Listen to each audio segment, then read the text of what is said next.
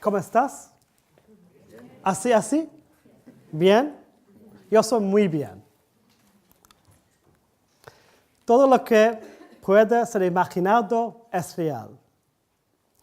Serendipity is defined as events or occurrences that occur by chance, but that are beneficial or make one happy in life. I'm going to share a journey with you, my personal story of this hospital of the future. As you know, many of you follow me on social media, etc. I've been travelling a lot over the last 3 to 4 years. People often accuse me of living in a plane and not at home in East London. I've travelled to about 35 countries over the last 3 or 4 years, working with governments, health ministries, colleges, universities to reimagine healthcare in the future. My aim has always been, how do we redefine education and healthcare to make it more accessible, more affordable, and more equitable? And for me, technology as an interface, a utility to figure out how we re-engineer society to ensure that we all help mankind to a better degree. The story starts in 2017 in San Diego. I was talking at a conference called Exponential Medicine, which is part of the Singularity University events. My talk was always around this whole concept of democratizing education and healthcare, scaling up the access to people around the globe. A lot of my work has been in conflict zones, so places where no one can get to work with refugees, people in war-torn zones, to figure out how we improve the health of the world as a whole. One day I was walking in the Innovation Lab, minding my own business, looking at the startups in the morning, 8:30 in the morning, I remember. Suddenly 2 people appeared before me, walking towards me, pointing at me, laughing at me, smiling. Didn't know who they were. They got closer and closer and they just jumped on me. I said, Shafi Ahmed, we found you. I said, fine.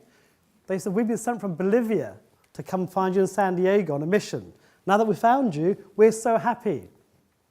I said, great, interesting. I've never been to South America, didn't know any Bolivians. But anyway, this was an interesting conversation.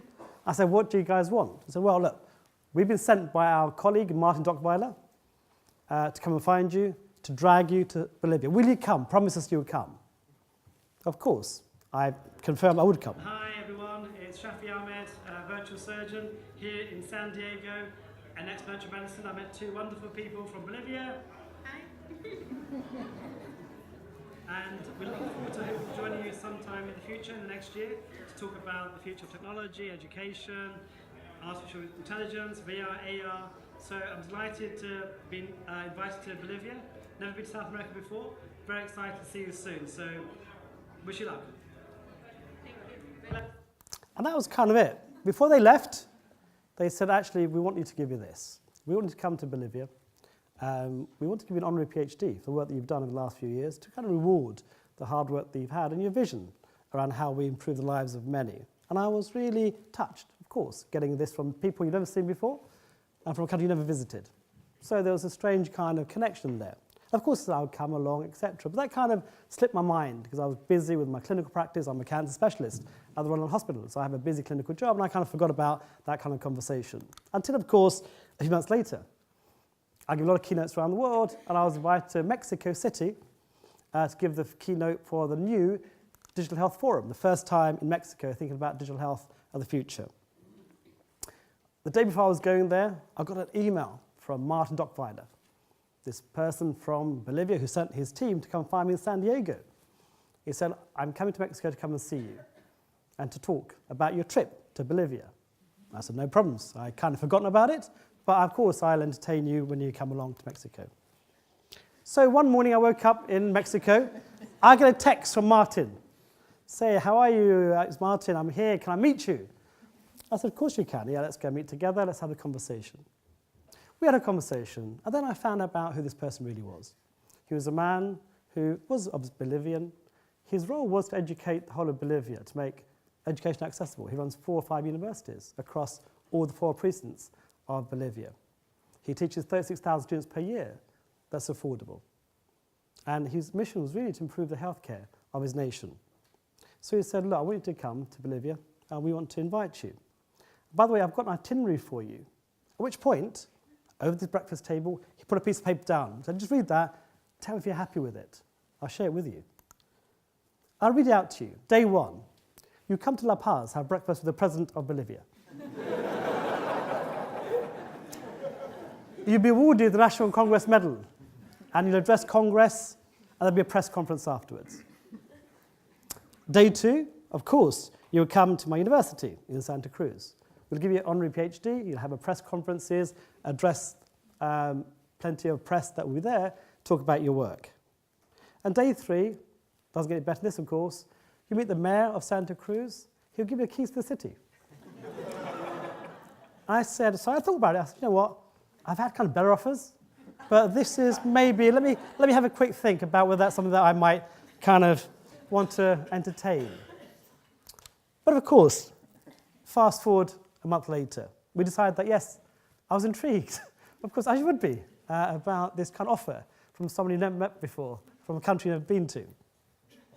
I was in Singapore talking to the Ministry of Health about other projects, and I had to kind of get a flight to meet the right people at the right time. So I flew from Singapore to London, then London via Madrid, Madrid to Santa Cruz, a 35-hour flight with hardly any gaps in between. Like, you imagine getting out the airport, I was tired, long travel journey, I had kind of, pretty unkempt for that length of time. I got to Santa Cruz, and I met Martin, who said, great, Shafi, you're here, but you can't get out, we've got to go straight to La Paz. He said, they're waiting for you. Didn't quite appreciate what that meant. We then got on a flight, eating cocoa leaves, drinking cocoa tea, because at 10,000 feet, I need to survive, right, at that altitude. So we finally got to La Paz, got to the airport, got out, through the security, and then went into the concourse. I was a bit tired and kind of wanted to get to a hotel room, right?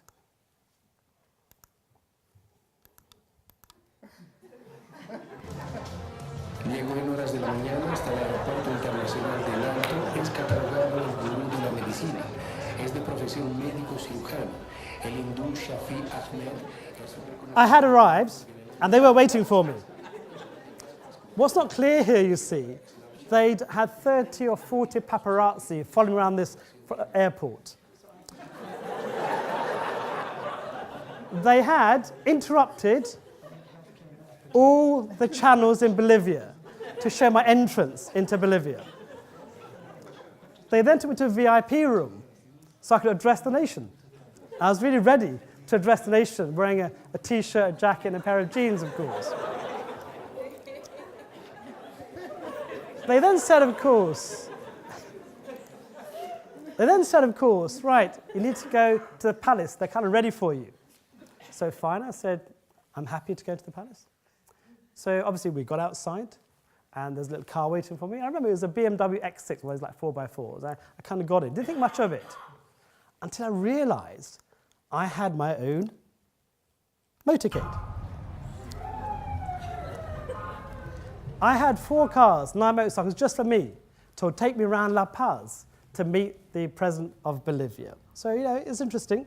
So we got there at record time. We veered off to a hotel to get changed, get ready for my invitation to the palace. I did meet the president of Bolivia, Evo Morales, and also the vice president, Alvaro Linares. And actually, we had a long discussion about what I was there for, which wasn't obvious to me at the time, but I kind of was getting used to the idea of why I might be there. And we had a conversation about health inequalities, where we might help, what the vision might be going forward. In fact, I remember at the end, the vice president went on national TV and said, we're now going to sort out healthcare in Bolivia with Shafi Ahmed.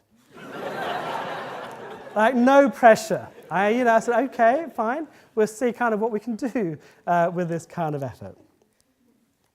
Of course, I'm going to go back on story. We're going to go back on story. That's right. Oops.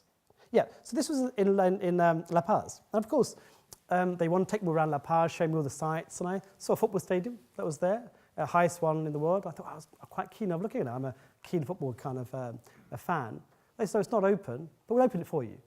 So they opened it. I went down, played some football with the ministers there for a few minutes, and I wandered off, thinking that's interesting. We were running late, of course, and we had a flight to go back to Santa Cruz, an hour's flight. We're about 2 hours late, and I was a bit worried. They said, don't worry, the plane's waiting for you. They drove me with this escort onto the tarmac, onto the plane. 2 hours late. The plane was there with full packed people. I was really upset. You know, imagine there's you waiting for a plane and some guy's delayed. So I got into the plane, and the only time in my life, the pilot announced my entry onto the plane. And everyone cheered. It was just surreal. Anyway, we got to Santa Cruz, at which point they took me to a television studio. They changed the whole of TV for an hour for my presence. I did get the keys to the city, Mayor of Santa Cruz, and of course, I did get my PhD. They kind of quite liked me in Santa Cruz. I kind of had my rock star moment. What you can't see, if you actually zoom out, there's 2,000 people waiting for their selfies. It was just ridiculous. But anyway, I kind of got used to having selfies taken with gorgeous women. Who wouldn't, of course? Back to reality, of course. Then they said, look, this is the reason why. Bolivia is a poor country. It is the Western Hemisphere. It ranks just above Haiti as the worst in healthcare provision. We need to do better. We're a poor country, but we want to aim big. Why do we have to think so small? We have huge inequalities of healthcare professionals, of course, and quality of healthcare isn't great. And we think maybe you can help us with this vision. And Martin was quite clear that his legacy was to leave healthcare as a provision for the people of Bolivia. He's passionate about his own country, he's left education as a legacy, but he wants to leave healthcare as a legacy. So he said to me, here we go, this is my plan. I've got this hospital that I really want to build. It's going to be futuristic, we're digital, we want to compare it to the best. Would you mind being the CEO? So I kind of thought about it, because perhaps I could interest you if we kind of name it after you. And so it was named after me. And so now I have a hospital named after me in Bolivia. But of course, most people have hospitals named after them when they die, right? I'm kind of concerned about my kind of longevity in this world that we live in now that I've got a hospital named after me, of course. We then met in Paris a few months later to figure out the conversation, and we signed a document saying, yes, we'll do this together. Let's really reimagine healthcare and create this new blank canvas of healthcare in the future. This is like a world tour, isn't it? We went to Sofia, where I ran a WebEx conference, which you must come to. It's another great tech event in Eastern Europe. And this is kind of what you get, spectacular lasers and fires, etc. And I launched the hospital in WebEx. Desde Bulgaria hay una muy buena noticia para Bolivia. Sí, señores, desde Sofía, la capital de Bulgaria, donde pasa él. Today, I'll announce something quite interesting. We're launching the first digital hospital in South America. My friends from Bolivia, in front row. Se está llevando a cabo una feria futurista de ciencia y tecnología en Bulgaria y nuestro equipo.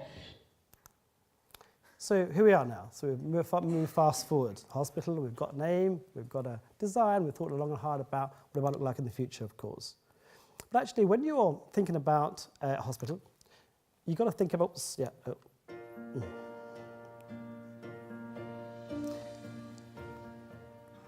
So we're obviously thinking about the infrastructure, the demographics, what's required in a hospital that doesn't have a place at the moment. It's for 3 million people, ultimately for 9 million people in Bolivia. It's about how many beds does it need, what services does it require, how do we create a safe and effective hospital environment to allow for access to healthcare for those people. So we're building this as we speak, and this is the kind of vision that we have. When someone gives you a blank canvas, of course, that blank canvas or a kind of blackboard, you get a piece of chalk, you start thinking about what would I want in this hospital of the future. So here we are. Here we've got a huge interest in what we're doing. We're going to create this hospital with voice tech, face recognition, with artificial intelligence. We've got partners at Google and GE Healthcare. We're going to really design healthcare as it's supposed to, full integration of everything, so data becomes the key. And that's the kind of vision that we have on this hospital. You may think it's imagination. It's real. Here we are. This only happened 2 weeks ago. I went for a weekend trip to Santa Cruz, and it's built already. We have 200 workers working day out and night to build this dream for Bolivia, and it'll be opening in July of this year.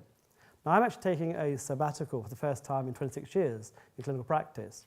I think the people of Bolivia deserve the kind of support that we need to give them to create something unique and to be a measure of healthcare throughout the world and perhaps be an example to all of us. It's interesting to talk about serendipity before. Here am I, a person from Bangladesh who grew up in a village many years ago with no technology, with no running water, with no electricity. We grew up the first 5 years in an environment where we're having baths and swimming in the lake with everybody else. That was our kind of shower, if you like. Gone from there to Bolivia to create something hopefully will be unique for the world to understand. I said before at the beginning, todo lo que puede ser imaginado es real. Gracias.